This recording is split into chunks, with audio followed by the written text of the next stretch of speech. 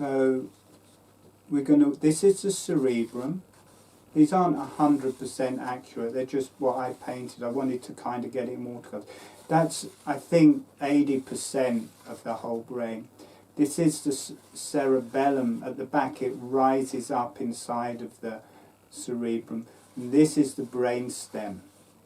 We're going to be working a lot with the brain stem. Energy-wise, the top of it is a bit like a head. The midbrain here is like the neck. The pons like the lungs and heart. And then coming down, this is like the legs. So it's like a little person inside the brain.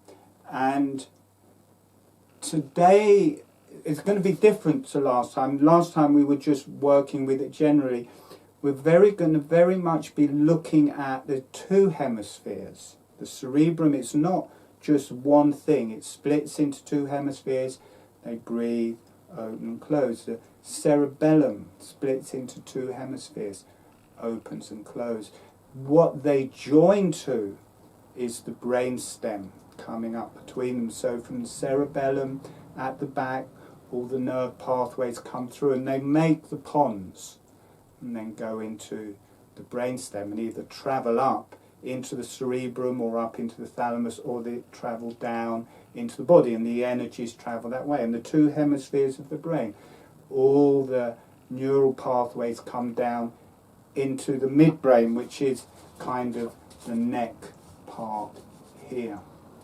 So we'll be working with that because the lungs are the same. Today I wanted to address it to help with the coronavirus. So we'll be working with the breath in the brain in the same way as the lungs work, because the lungs are also a paired organ. You have the two lungs breathing. They come together in the same way as the cerebrum and the cerebellum come together into the brain stem, and the energies can work through that. The lungs come together into the bronchial tubes, into the trachea, into the nasal passageways, the sinuses, and the whole respiratory. So you've got two lungs. This is like the cross. If you're doing the sideways motion of the breath, you get this movement. And that is very grounding. As soon as you come onto the center line, as soon as that sideways energy comes on to the vertical center line, then you get the Kundalini being activated. So you can work with the lungs as one energy. And then when that comes together into the trachea and up through the face, this becomes the Kundalini, and this can rise up through the face. And when we're normally working with this, the lungs will relate to the maxillary sinuses, and the bronchial tubes will relate actually to the yellow energies, the nose.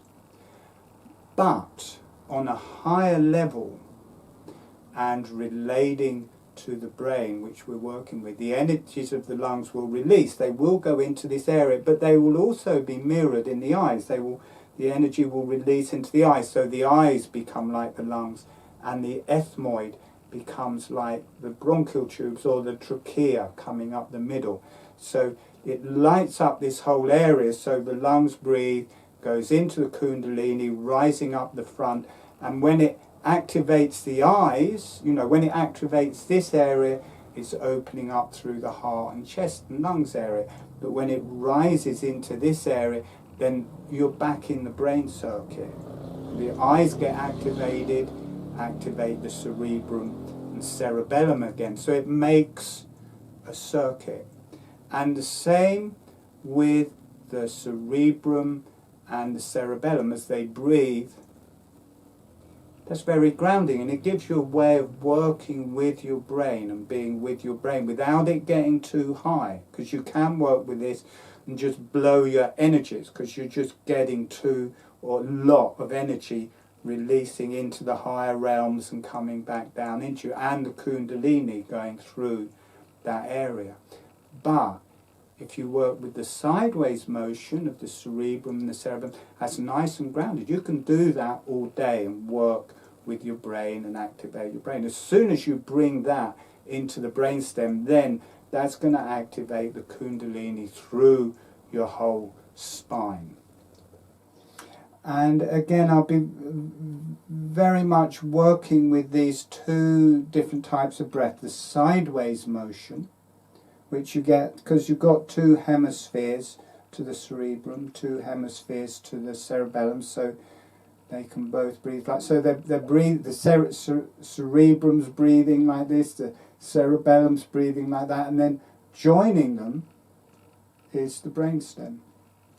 And the energies, you can come to the, it's not a wide divide through either, it's quite narrow. As you come into the centre line, then you do get this connection straight up to the higher self. So you can play with that. You can come to the sides of the cerebrum, the sides of the cerebellum. You feel, oh, it's really nice and grounded. And then as you come on to the more to the where they don't join, but the inside edge of both of them, then you get this strong, brighter energy. So you get the grounded sideways, and then more and more you come onto the centre line, then you get this Kundalini that runs. And then again, these joints here, the ears connect to the arms and legs. When the arms and legs are paired organs, and when they come into the centre line, come into the brain stem, and you get this stronger central energy.